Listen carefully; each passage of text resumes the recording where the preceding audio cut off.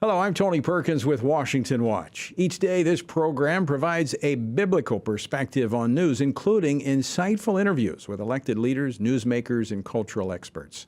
I want to thank you for joining us today. We have a great program coming up, but first, here are some headlines from our friends with FISM News. For FISM News, I'm Samuel Case with your Washington Watch News update for today, Friday, February 2nd. Well, the Democratic primary season will begin tomorrow in South Carolina as voters will show just how strong their support for President Joe Biden really is. It's a state that played a pivotal role in clinching Biden the nomination back in 2020. And tomorrow also marks the first time the state will hold the first Democratic primary, breaking the long tradition of New Hampshire leading the charge. Meanwhile, the Republican primary will be held on February 24th. All right, now let's get an update on the southern border where FISM's Ian Patrick has all the details. On Thursday, the U.S. Immigration and Customs Enforcement announced that a 2-week multi-state operation has led to the arrest of 171 migrants with prior homicidal and sexual assault convictions. This operation took place in 25 major cities across the country, places where unlawfully present non-citizens were moving freely after being accused or convicted of truly heinous crimes or threatening our peace and security in the United States. Each of those migrants will appear before an immigration court to determine how and when they will be deported back to their home countries. All the while, Republicans have been steadily trying to enact stricter and more secure policies for our nation's borders, and they did see a victory this Thursday in passing a deportation bill. All the Republicans in the House, along with only 59 Democrats, voted to pass this new bill, which allows the deportation of illegal immigrants who have been convicted of driving under the influence. And elsewhere, President Biden has issued an executive order targeting Israeli settlers in the West Bank accused of attacking Palestinians. The order put sanctions and visa bans on 4 Israeli settlers and could apply to others in the future. This EO will allow the United States to issue financial sanctions against those directing or participating in certain actions, including acts or threats of violence against civilians, intimidating civilians to cause them to leave their homes, destroying or seizing property, or engaging in terrorist activity in the West Bank.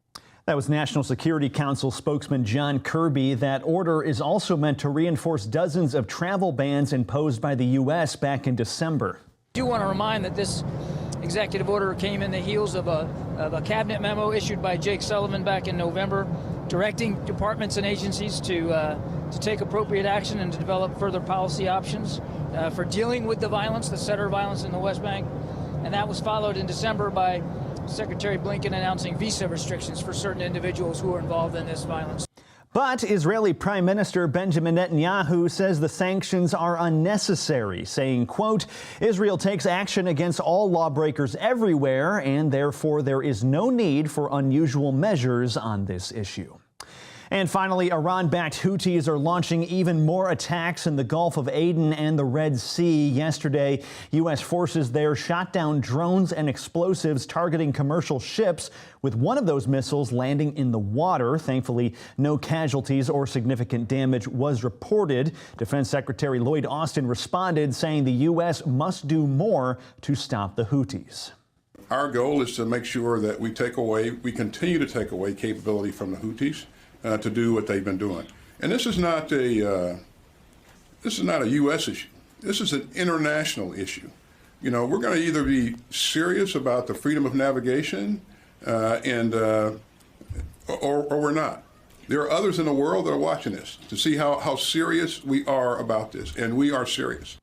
To date, there have been over 40 Houthi attacks in the Red Sea since about mid-November.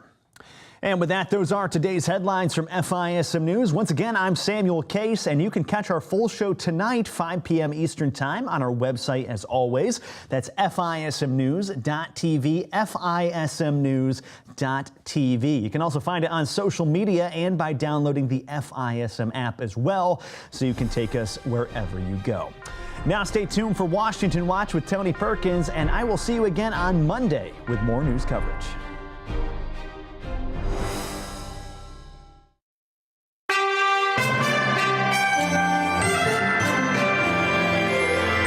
From the heart of our nation's capital, here's Family Research Council President Tony Perkins. Well, good afternoon and welcome to this Friday edition of Washington Watch. I'm Jody Heiss, a Senior Vice President here at the Family Research Council and your Friday host for Washington Watch. Thank you so much for making us part of your day today. We've got a lot coming your way on this program. First of all, we have some breaking news regarding the U.S. has now put forth 85 targets against the Islamic Revolutionary Guard. This comes 6 days after we had 3 service members killed and many others injured. It is, like I said, breaking news. We're going to be monitoring this and we'll be bringing you updated information on this momentarily. But in addition to that breaking news, President Biden signed an executive order yesterday imposing sanctions on Israeli citizens who are accused of violence in the West Bank. Earlier today, the president issued a new executive order establishing U.S. authority to impose financial sanctions against foreign persons engaged in actions that threaten the peace, security, or stability of the West Bank. Under the authority granted by that order, the State Department is today imposing financial sanctions on 4 Israeli nationals for their destabilizing acts in the West Bank. Well, that was State Department spokesman Matthew Miller yesterday during a press briefing. And the executive order came hours, interestingly, before the president made a campaign stop in Michigan. And of course, many are suggesting that this was merely a slap in the face toward Israel and is but nothing other than an election year maneuver to appease a purple state constituent group. Well, Tennessee Congressman Tim Burchett, who is a member of the House Foreign Affairs Committee, will join us to discuss that, as well as bring us the latest on the breaking news that I brought your way moments ago. And speaking of election ploys, President Biden has taken aim at grocery stores and American businesses, literally blaming them for how Americans feel about the economy. But for all we've done to bring prices down, there are still too many corporations in America ripping people off. Price gouging, junk fees, greedflation, shrinkflation. You see that article about the Snickers bars? Well, it's going to stop. America, we're tired of being played for suckers. Wow. Well, of course, that was President Biden himself this past week speaking at a political dinner event. Apparently, the Biden administration recognizes that it's not going to be able to convince dissatisfied Americans that all is well with the economy. But whose fault is it, really? Well, discussing this year's Bidenomics as well as the financial side of red states' response to the Biden border crisis will be economist Stephen Moore, and he'll be with me here in just a moment. And the left has a new fad to push for Election Day. You may have heard of it. It's called ranked choice voting. Well, as we consider here on Washington Watch continuing our look into election integrity, Chad Ennis from the Honest Elections Project will be joining me to explain how ranked choice voting works and why literally it represents a looming disaster so far as election integrity is concerned. And we continue to see throughout the country an erosion of parental rights, especially surrounding the issue of gender confusion. I mean, we have seen schools deceive parents about their children's social transitions, and even Child Protective Service officials removing children from their families. Well, the Child and Parental Rights Campaign recently released a powerful resource for parents and churches to assist them in fully understanding how to respond effectively to the transgender issue that is attacking our families, our churches, and biblical truth as a whole. I'll be joined, I'm looking forward to this, by president of that organization, Bernadette Broyles, to talk about the resource and why it is so needed. So a lot to cover, a lot coming your way. You don't want to miss any of it, but if in case you do, you can check out previous programs and catch all of this program at TonyPerkins.com. Lots of resources there, including notes on today's program and obviously archive of previous programs as well. So check it out, TonyPerkins.com, and you can also go to frc.org. All right, let's jump into today's program. A growing list of Republican governors continue to support Texas Governor Greg Abbott in his ongoing standoff with the Biden administration for the invasion, literally, that's taking place on the southern border. This support includes states that are now sending their own National Guard members to assist Texas amid the escalating tensions between Texas and the government. Well, while Texas alone, now catch this, Texas alone spends more than $2 billion annually on border enforcement. And now, in addition to that, we have governors from many other red states that are showing their support for border security and showing that it's worth their investment, both of money and personnel as well. So what does all of this tell us about the contrast economic policies are making between red states and blue states? Well, joining me now to discuss this is Stephen Moore. He's a distinguished fellow in economics at the Heritage Foundation and the senior economist at FreedomWorks, certainly not a stranger to any of us. Stephen, welcome back to Washington Watch. Always great to see you. Pleasure to be with you. Thanks so much. Well, listen, let's just jump into this with Texas. I mean, here Texas has, they have taken on a significant financial burden, quite frankly, to do the work that the Biden administration refuses to do at the southern border. But now, in addition to that, we've got many red state governors that are chipping in as well with manpower and financial resources. But blue states, on the other hand, they've got their hands out. Here they are claiming themselves to be sanctuary cities, but now they're crying for a bailout and financial help. So just real quickly, what does all this tell us about red states, how they're handling and doing as far as the economy versus blue states? Well, first, let's start with the big picture. I would argue that, look, immigration policy is a federal policy. It's in the Constitution. And this is what I would argue, I think you might agree with me, that it is the most important duty of our president to keep our border secure, for goodness sakes. I mean, he is the commander in chief, and we do have an invasion right now. And I'm very pro-immigration. I think immigration is great for our country, but you have to have a legal system. You can't have terrorists and criminals and people who are drug runners coming to our country. You don't even know who they are. And so this has really created a real conundrum for these Republican governors, especially the governors on the border, as you see right now in Texas.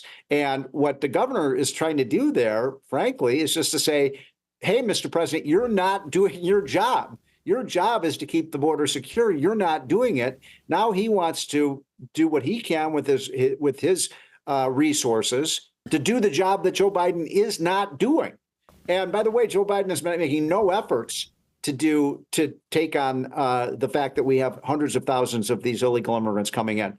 And if I sound frustrated and angry, I am. And people in Texas are angry, and people in Arizona are angry. People in California are angry that we have a president who is not doing his biggest responsibility as president. Yeah, it's there are people all across this country who are angry. You're exactly right, and it's simply because, as you say, the president is not doing his job. How can you not defend our border and allow millions of people into this country that we have no idea who they are? Yesterday on this program, Oklahoma Governor Kevin Stitt was on the program, and he talked about limited government, which of course is by and large what Republicans want, as opposed to the Democrats who want a bigger government, supposedly to help people. But just from your perspective, what's really more beneficial for the people between these two approaches? Yeah. Well, I think this leads, I should answer your first question first because it answers your second question.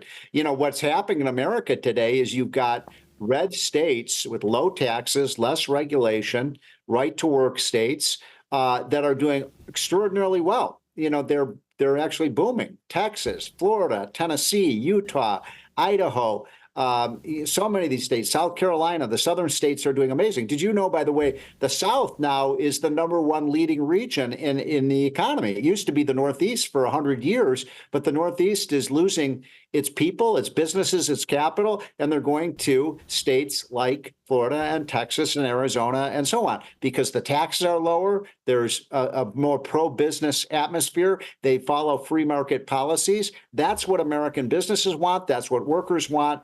And so then the question becomes, why don't we do on the national level what works in the states? Why don't we cut our taxes, reduce our regulations? Why don't we get our budget under control? For God's sakes, we're running a $1.5 trillion debt. Which is why, when you were talking earlier about that absurd statement by Joe Biden that the reason we have this inflation is because of businesses. No, it isn't. It's because we got a president who's spending and printing and borrowing $1.5 trillion a year. It's as obvious it is that that the sun is going to rise in the east and set in the west. When you have that kind of out of control spending, yes, you know what? You're going to get inflation. Yeah, I'm really glad you brought that up. Clearly, the Biden administration is failing on the southern border in every way that you can look at. And of course, that has become the #1 issue in this election cycle. But right after that, we see what you just mentioned. Can I interrupt your sure. question? Why then? I mean, I agree with you. And it is so important for the future of our country that Donald J. Trump become the next president of the United States and get this incompetent out of the White House. Why are Republicans, as we speak in the Senate, trying to make a deal on immigration when you've got a president who's made it clear he doesn't want to do anything to control the immigration system? I mean, again, I'm angry about that, too. There's a reason that they call Republicans the stupid party.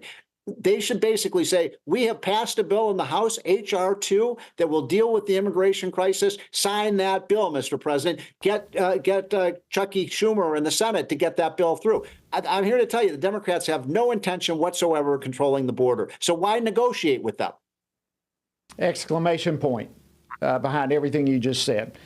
So we've got this, not only the border, but now the second biggest issue for the voters of America is the economy. Inflation, jobs, the economy as a whole. Earlier, I don't know if you saw the clip I played of the president blaming grocery stores and businesses for all of this. But it's just absolute insanity. It is his policies that are the problem behind all of this. What is the disconnect? Now, we've only got about 60 seconds. I wish we had longer. But what is the disconnect between this administration and reality? I can tell you, I can answer that question very simply. Why was Donald Trump a success on the economy? In a lot of ways, it's because he was a businessman. He knew how things work in this country, how to employ people, how to meet a payroll. Do you think Joe Biden has ever done that in his whole life? I mean, come on, the guy's been in politics for 40 years of his life. He's never met a payroll. He's never run a business. And for him to then wag his finger at these businesses, it really is insulting, frankly. Why don't you get out there? That's the way all these Democrats are. They keep saying, oh, the profits are too high. Why don't you go out there and show you can make a profit? It ain't so easy to do it. These are businesses that are providing jobs, providing growth for our economy, putting food on our table. I'm sick of him criticizing American businesses. We all are. We all are. And Stephen Moore, it is always an honor to see you and speak with you. Thank you so much for joining us on Washington Watch. We appreciate it so much.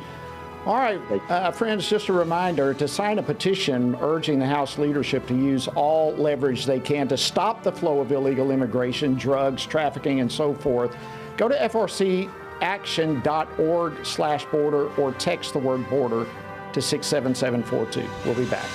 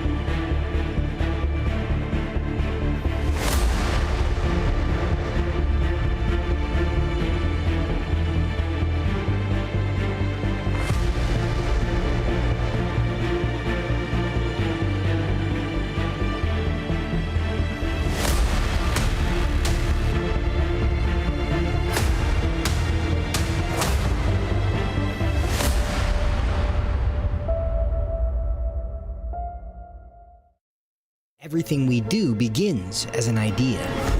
Before there can be acts of courage, there must be the belief that some things are worth sacrificing for. Before there can be marriage, there is the idea that man should not be alone. Before there was freedom, there was the idea that individuals are created equal. It's true that all ideas have consequences, but we're less aware that all consequences are the fruit of ideas.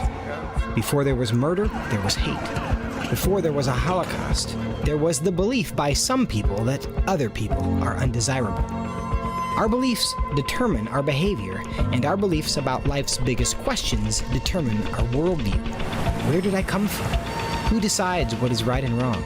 What happens when I die? Our answers to these questions explain why people see the world so differently. Debates about abortion are really disagreements about where life gets its value. Debates over sexuality and gender and marriage are really disagreements about whether the rules are made by us or for us.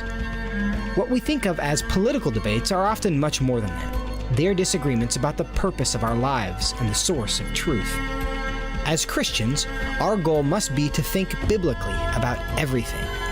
Our goal is to help you see beyond red and blue, left and right, to see the battle of ideas at the root of it all.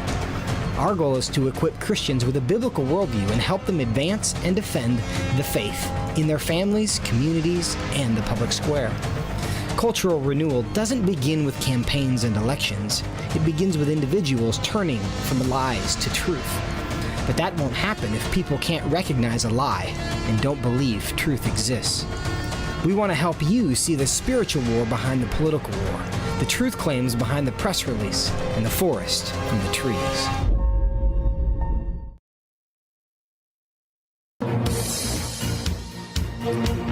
Welcome back to Washington Watch. Thank you so much for joining us today. I'm your Friday host, Jody Heiss, and an honor to have you with us. We are going to be joined here in just a few moments, if we can get him, Congressman Tim Burchett from Tennessee, to discuss everything from the latest breaking news that we have to a host of other things, and we are trying to get him right now.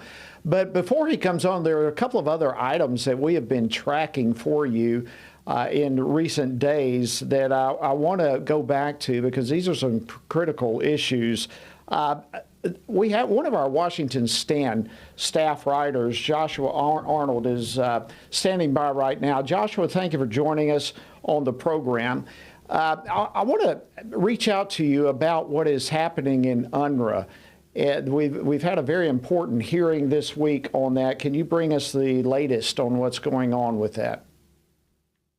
UNRWA is the UN Relief and Works Agency. It's basically a UN agency that just operates in the Palestinian territories there in Gaza Strip and the West Bank, or Judea and Samaria. And it has a lot of connections with Hamas. There were Israeli officials who shared intelligence with the United States that at least a dozen UNRWA employees actually participated in the October 7th terror attacks. And so 26 attorneys general from the states wrote a letter to congressional leaders asking them, let's cut off UNRWA funding, because it turns out that America is actually one of the biggest funders of this organization that is supplying aid to Hamas and actually participating in their terrorist activities. Yeah, it's unbelievable that we would be giving an enormous amount of money to this UN agency that has, I mean, literally by so doing, we are funding what took place on October 7th in Israel. I'm glad you mentioned these AGs who were at the hearing this week. What kind of weight does their presence and their testimony provide to this whole issue? Well, I hope it provides more moral clarity on the issue. Under the Trump administration, the U.S. completely cut off UNRWA funding because we recognize that they were helping terrorists, and that U.S. law says that's a crime to aid and abet terrorists.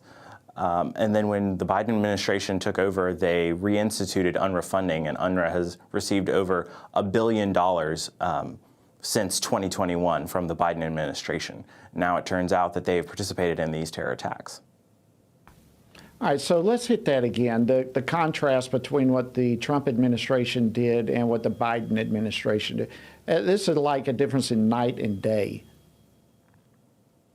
That's right. We've known for a long time that UNRWA was indoctrinating young Palestinian children in schools to hate Israel, to want to be terrorists. There's recently resurfaced video of Palestinian children saying that again. We know that UNRWA has essentially admitted that these employees did actually participate in the terrorist attacks because they fired them. But what Israel also showed was that they have evidence documenting that at least 1,200 UNRWA employees are linked to Hamas. You know, dozens and hundreds of them even actively work in the terrorist organization. And the Biden administration doesn't appear to have a problem with this. Joshua Arnold, thank you so much for joining us and bringing us up to speed on these issues. I tell you, UNRWA is a massive thing that we at FRC have been following, and your writing and keeping us up to speed on that has been enormously helpful. Thank you for joining us. All right, we're going to switch back now. Joining us by phone is Congressman Tim Burchett from Tennessee. Congressman, thank you for joining us. Glad to have you.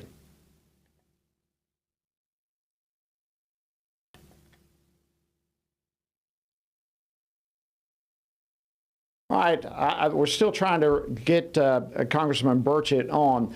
As I mentioned yesterday, President Biden signed an executive order that imposed financial and travel sanctions on Israeli West Bank settlers who were accused of violence against Palestinians.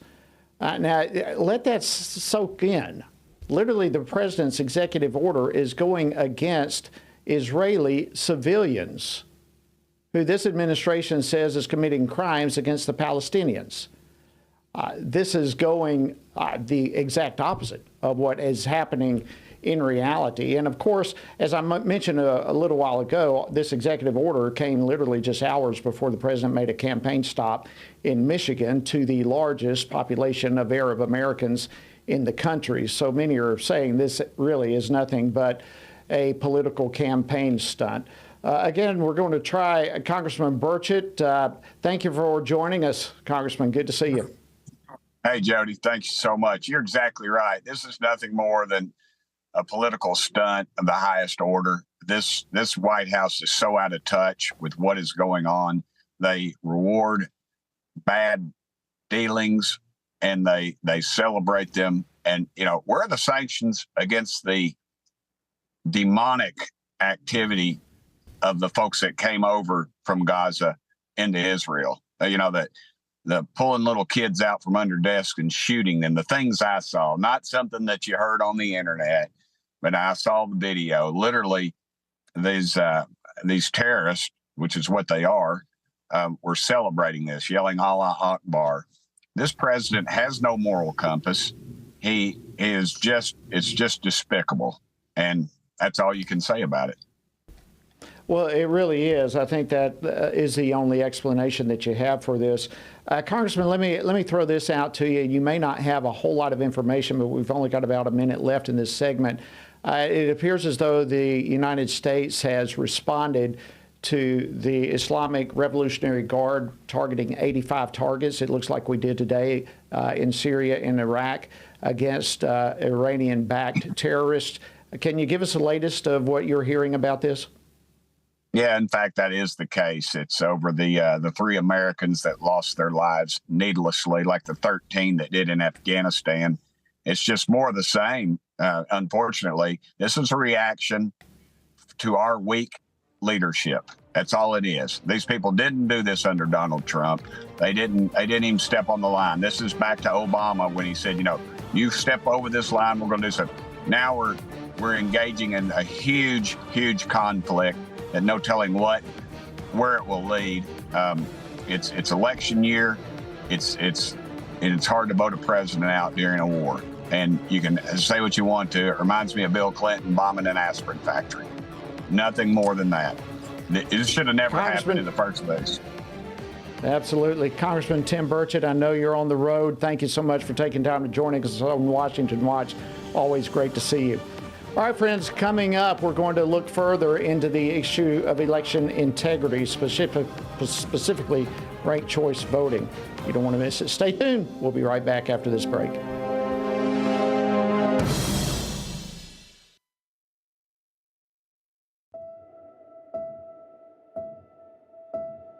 All of us are born with the desire to find truth and meaning. Where did I come from? What happens when I die? While our answers to these questions may divide us, we are united in our need for the freedom to answer life's biggest questions and make life's biggest decisions for ourselves. That's why religious freedom matters for everyone. Religious freedom matters because the powerful have long wanted to control those who are less powerful.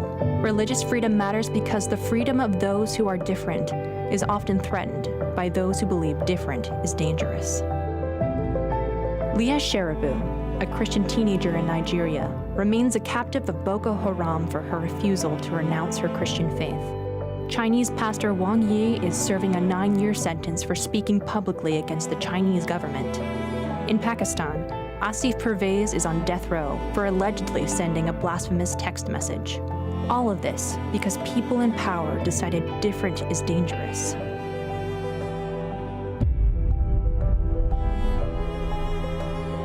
At the Center for Religious Liberty at Family Research Council, we promote religious freedom for everyone because the only alternative is religious freedom for no one. We encourage Americans and the American government to engage and advocate for the persecuted, and they do.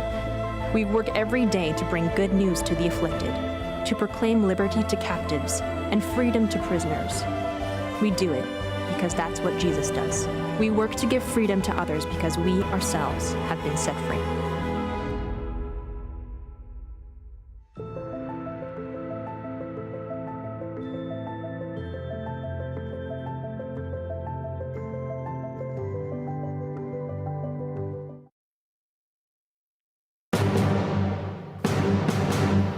All right, welcome back to Washington Watch. Always great to have you. We appreciate it. I'm your Friday host, Jody Heiss, and we welcome you aboard.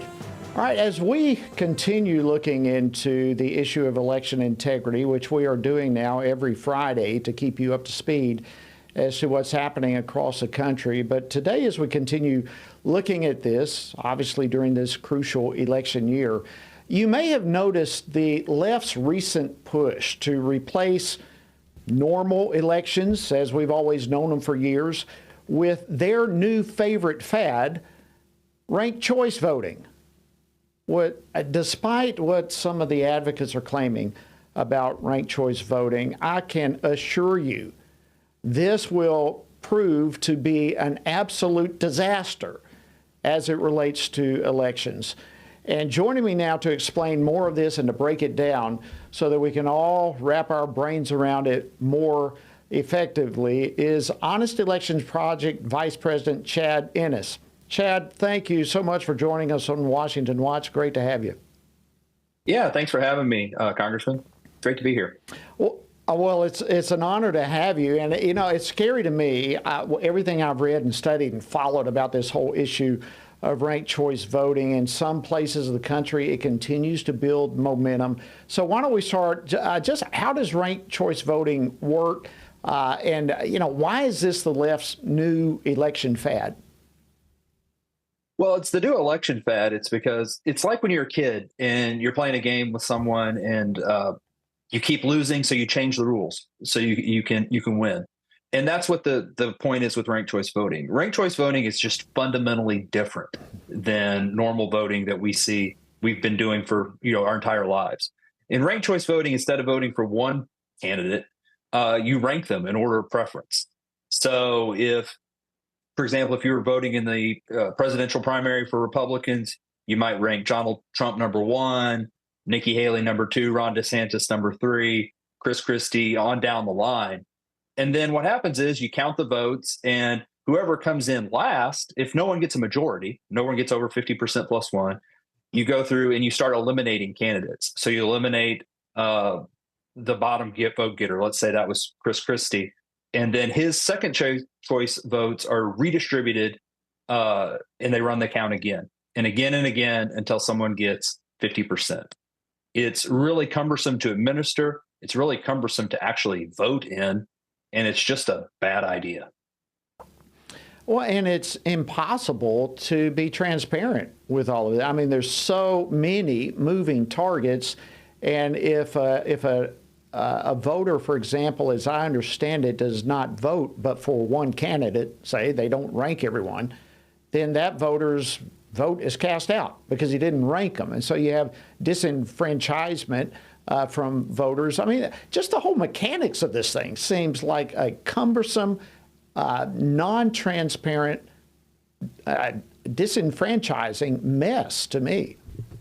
Yeah, and that's absolutely true. That's exactly what we saw in Alaska, and why Alaska now has a Democrat for state representative. You had it was a three-way race with two Republicans, Sarah Palin, Nick Begich, who in the first round got close to 60% of the vote. And it turns out a lot of the Begich voters didn't rank a second choice, didn't rank Sarah Palin second or the Democrat, and ended up those votes getting thrown out. About 11,000 votes ended up turning the race, and the Democrat won. In a red state like Alaska now has a Democrat for a representative. Well, and like you said, that goes back to your initial comments. If you can't win the regular way, just keep moving, changing the rules until you do win. This would also, we already seem to have so many problems with delays in getting an answer for election night. It seems to me this would just delay the outcome even longer. Is that a concern? Oh, it's a major concern. You've seen in Alaska, they took over 2 weeks to get results in. In the New York City council races and mayor races, those also took over 2 weeks. Problem is, one of the problems is you have to wait until all the votes get in before you can even start counting it all, because you have to eliminate folks. So those mail ballots that take a little bit to get in, you have to wait for them all to get in, because you can't start eliminating and going through that process of redistributing votes until every single provisional ballot, mail ballot, all those things are sitting in front of you. And not to mention the complexity of actually doing the count and doing the eliminations. Well, and the whole idea of voting and what our Constitution gives us in the law, it is one voter, one vote. And now we're talking multiple votes, an absolute confused system where people are pulled out, voters are not counted. It's just an absolute mess. Well, listen, we're almost out of time. Let me. Your organization is going to be in Georgia for a big event next week, Honest Elections, joining with other partners. Tell us to deal with this issue. Tell us about that real quickly.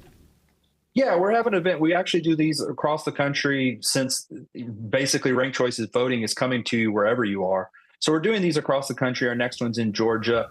And really what we do is explain ranked choice voting to folks. And really, once they hear about what it is, most people do not like it. Where can people go to find out where that event, where's that going to be? Where can people find out? Our time's running out. That event is outside of Atlanta, and I believe your organization, we should have flyers up there. You can go to our website, yeah, FRC will be there. .org. Okay. So a lot of different organizations will be there. Yes, sir. I'll be there speaking, a host of others. It'll be at the Ben Robertson Community Center in Kennesaw on March the 9th. So, friends, we hope to see you there. Chad, thank you so much from Honest Elections Project for joining us. We appreciate it. All right, friends, coming up, the push for sterilized surgeries for children and the outlash from parents continues. Stay tuned. Hello, I'm Tony Perkins, President of Family Research Council. Sometimes the headlines are overwhelming and it feels like we're alone and there's nothing we can do. That is exactly what the enemy wants us to believe. Reading through the Bible, there are many things that are counterintuitive. One of them is that God never uses a majority. It is always a minority devoted to the truth. Here at Family Research Council, we're grateful to stand side by side with other believers for the truth, and as a result, God is making a difference. When you partner with us, you're joining with Christians around the nation and standing together for the truth of God's Word, supplying pastors and parents and school boards with training and resources to stand up against the indoctrination of your children. I invite you to become a STAND member and stand with FRC today. Together, with God's help, we can preserve freedom for the next generation. Go to frc.org and become a STAND member today. Again, that's frc.org. Stand with us. Research has found that there are 59 million American adults who are a lot like you. There are millions of people around the country who are born again, deeply committed to practicing their faith, and believe the Bible is the reliable Word of God. But that's not all. They're also engaged in our government. They're voters. They're more likely to be involved in their community, and they're making a difference in elections. The problem is that a lot of them feel alone too. We want to change that. FRC wants to connect these 59 million Americans to speak the truth together, no matter the cost. If you want to learn more about this group and what it means to be a spiritually active, governance-engaged conservative, or if you want to find out if you are one of these sage cons yourself, join us. Go to frc.org/SAGECON, SageCon, to learn more. That's SAGECON, SageCon, to learn more. I'm Tony Perkins, and I have a prediction. This year, there will be uncertainty and continued political and cultural division. Okay, so that's not that startling of a prediction, but try this. We can have peace and even joy amid the chaos. Jesus said in John 15, "These things I have spoken to you, that my joy may remain in you, and that your joy may be full." Jesus told us there would be days like this so that our eyes would be upon Him and His promises rather than our circumstances. Now, how can we keep our eyes on Jesus? Abide in Him by being in His Word. At Family Research Council, we want to help you do that, which is the reason for the Stand on the Word Bible reading plan. With just 10 to 15 minutes each day, you will have read the entire Bible in just 2 years. But most importantly, you'll be abiding in Him daily, living in His joy and peace in these trying times. Join me on this journey through the Bible. Go to frc.org/Bible. Welcome back to Washington Watch. We're grateful to have you on board with us, and we appreciate it very much. I'm Jody Heiss, your Friday host, and glad to be with you. All right, before we get to our next guest, I want to just remind you of something and give you an action item that you can actually help us with. Many of you are aware that Minnesota Congresswoman Ilhan Omar was recorded the other day saying some very troubling remarks that frankly raised some serious concerns regarding her national allegiance. Now, granted, there is some controversy over exactly what was said because she was not speaking English, and so there's been some controversy over exactly what was said, but all the translations, all of them, appear to confirm that her allegiance and commitment is really in advancing the interests of a foreign nation, namely Somalia, where she was born. Well, the U.S. House Ethics Committee should launch an investigation to determine exactly what was said and exactly what was meant by Representative Omar. And American citizens should have full confidence that their elected members are faithfully representing their interests and the interests of the United States, not the interests of some foreign power. So we have put together a petition that we're going to deliver, and it will add enormous weight to have your input and you signing that petition for the U.S. House Ethics Committee to investigate Congresswoman Omar's concerning comments. To jump onto that petition, which we encourage you to do, you have two options. You can go to frcaction.org/Omar, and Omar is spelled just as it sounds, O-M-A-R.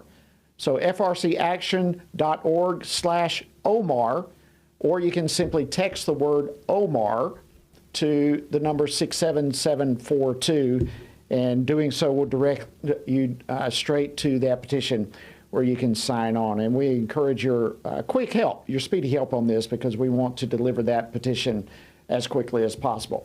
All right, concerning, if we can put it this way, talking about concerning topics, we continue to see efforts across the country to literally erode parental rights.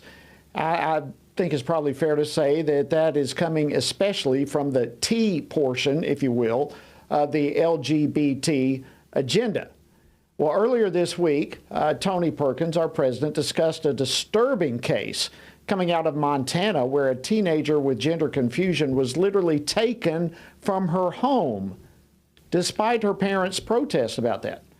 And then we also saw recently in New York State, a school district there hid a young girl's social transition at school from her mother and then repeatedly lied to the mother about her child's social struggles and her deteriorating mental health. Now, these are just two of many, many examples that are taking place throughout the country. And in response, the Child and Parental Rights Campaign has recently released a powerful resource.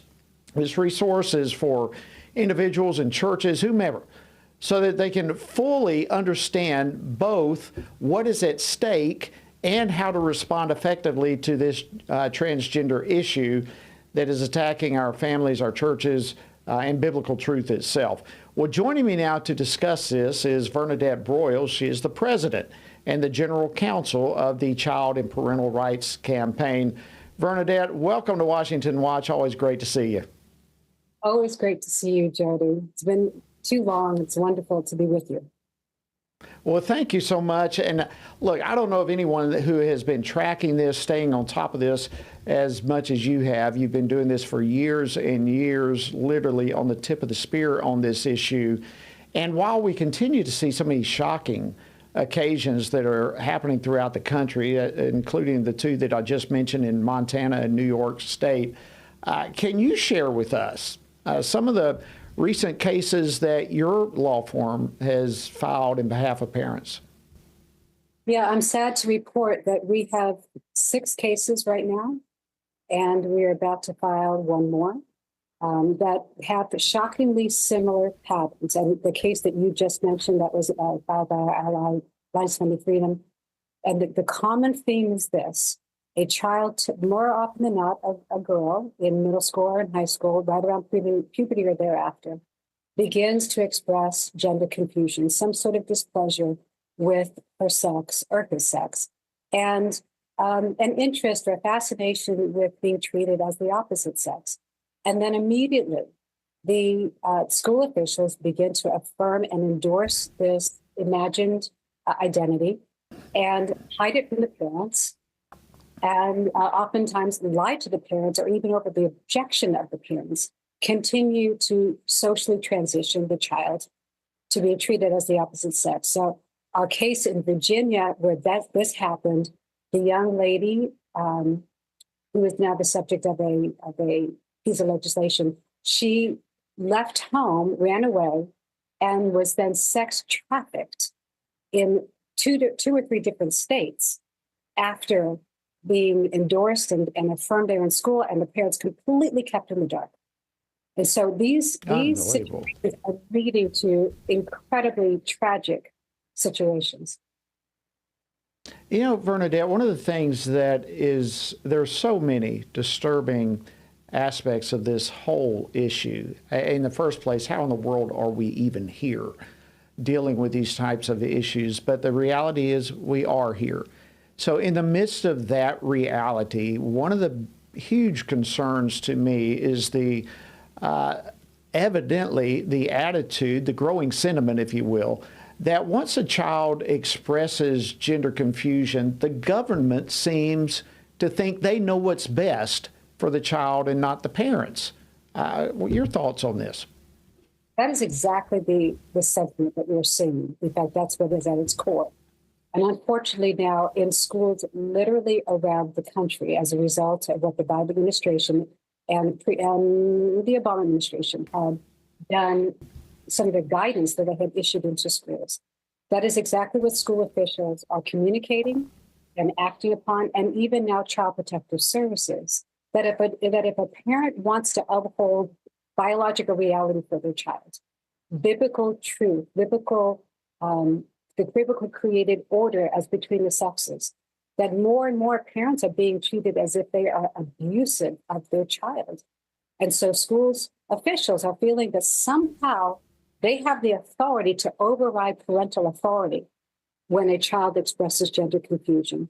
And increasingly beginning to see Child Protective Services, like the case that you've discussed, Jody, taking custody of a child. We ourselves had a case like that in our office where this happened in Red State, Arizona, at least used to be Red State, Arizona. and the parents lost custody there as well. Very, very similar. So this is something where our institutions have become ideologically captured. And that is why the church has no choice. It has to stand in the gap to uphold biological truth, fact, and to stand with parents that are otherwise sitting ducks for the wolves. Absolutely. You know, it is it's biblical truth, it's scientific truth, it is just obvious.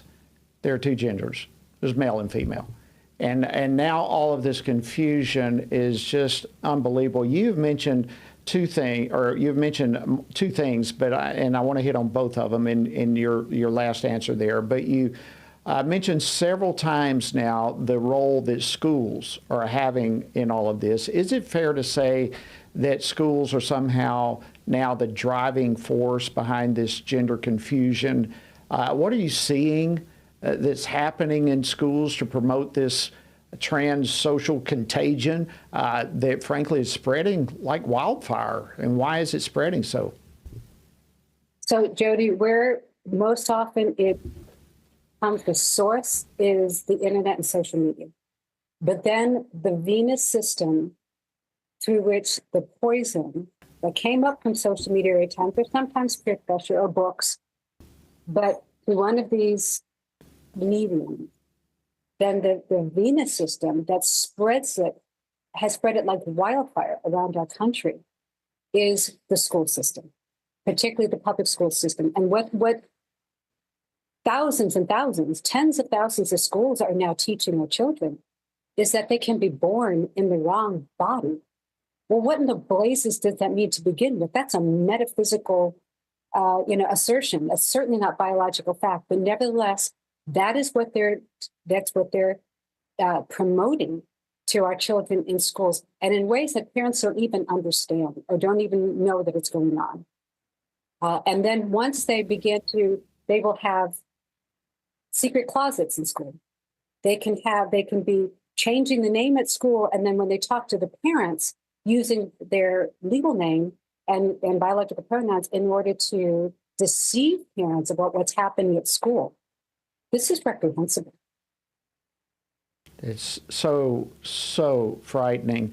All right, let's transition, Bernadette, in this conversation. The alarming reality of what's going on, I think many people are becoming more and more aware of.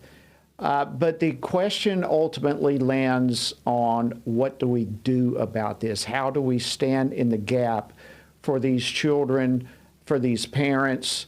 How do we make a difference? And your organization recently came out with a response guide to counter all of this. And I am grateful that I received one of these myself. But it's a powerful resource to help individuals, to help churches, to help other organizations to first of all, fully understand what's at stake, but then how to respond effectively to this issue. Tell us about the resource that you've put together.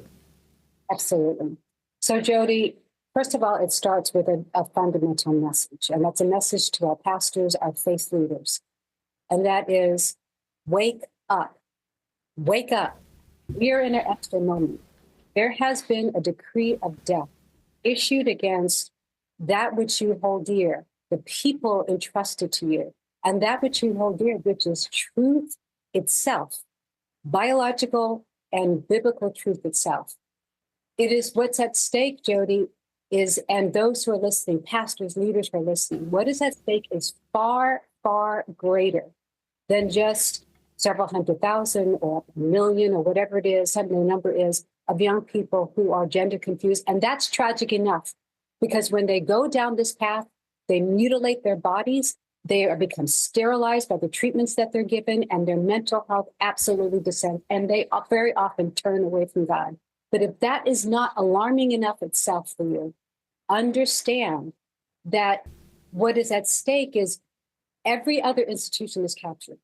And so the goal is to force anyone or any entity that does not believe this ideology to be marginalized, silenced, and punished in one way or the other. Anyone who does not go with the government-sanctioned view of the human creation, contrary to the word of God, the goal is to silence and punish all of us. So do not think that you'll be safe behind the walls of your church if you do not speak out now against this thing in our culture, and to stand with the young people, the parents, and the families that are in the crosshairs. One last thing, Helen.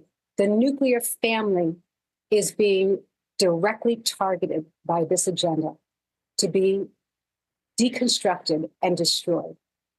So wake up and speak out now. Absolutely.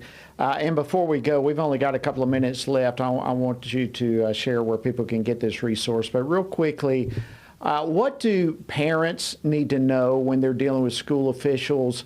What do parents need to know when they're dealing with child protective services, that type of thing? What would you say to parents who are facing this? So very quickly, parents need to understand you need to assert your parental authority before you lose it.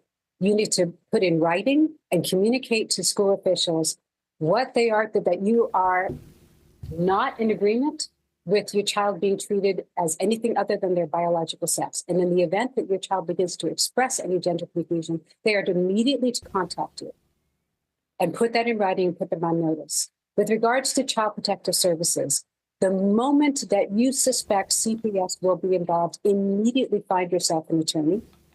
When CPS and remove your child from the toxic situation. I'm talking if it's a school, move out of that school. Because once CPS actually gets involved, it is a very difficult situation. Arm yourself with an attorney. And if they show up to your home without a warrant or without documentation that allows them to come in, then do not allow them into your home without the proper authority to do so, without a warrant, and get your attorney involved. And so let me just say one last minute we have left about the church, about churches. This guide will help arm churches with an understanding. Here's how to order it. Go ahead and click on that or the link. How do you protect your own church, your governing documents, your church policies, your religious liberties? How do you assert that? How do you minister to gender confused young people? How do you minister to families who have gender confused children? What does the word of God say about these things? What are the medical information? What is happening in schools that is accurate? That is what's in this guide and fund. Bernadette Broyles, thank you so much from Child and Parental Rights Campaign. Always great to talk with you. Thank you for your role in this critically important issue. And again, for those of you who are listening, just reach out to us, TonyPerkins.com or FRC.org. You reach out to us and we will be sure to get that resource to you and share how you can get it. Well, that's all we have for this week and for this day. Hope you have a fantastic weekend. Keep the torch ablaze, my friends. God bless you. We'll see you next week on Washington Watch.